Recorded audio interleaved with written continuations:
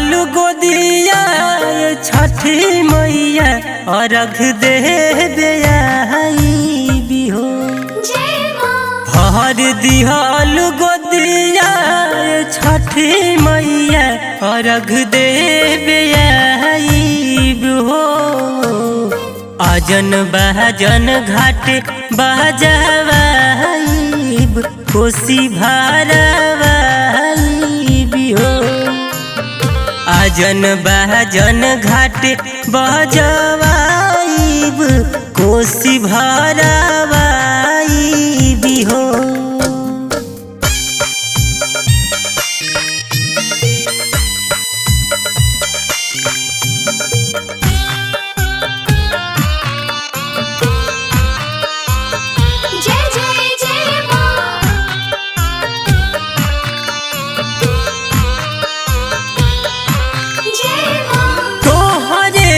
कृपा से माई जगल हम भाग हो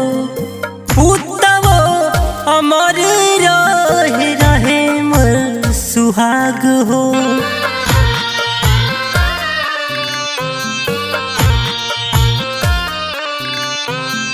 तोहरे कृपा से माई जगल हम भाग हो पुतवो अमर सुहाग हो महनवा के ललसा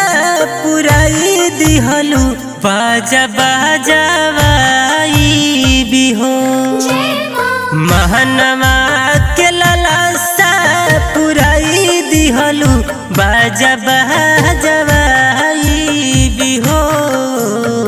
आजन बहजन घाट बजवाइब कोसी भरवाइब हो।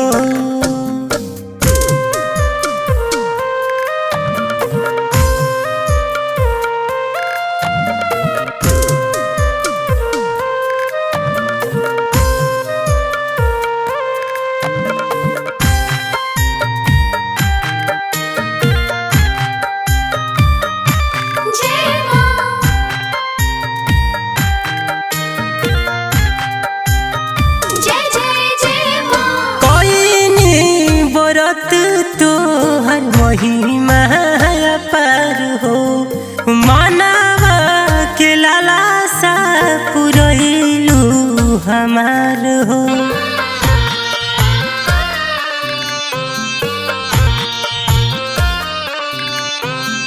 कोइनी व्रत तोहर महिमा अपार हो मानवा के लालसा पुरैलू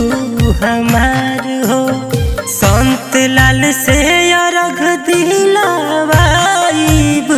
राजू से गवाइब हो संत लाल से अर्घ दिलवाइब राजू से गवाइब हो आजन बहजन घाट बजवाइब कोसी भरवाइब हो भर दिहल गोदिया छठी मैया अर्घ दे बिहो भर दिहल गोदिया छठी मैया अर्घ दे हो आजन बहजन घाट बजावाइब कोसी भरवाइब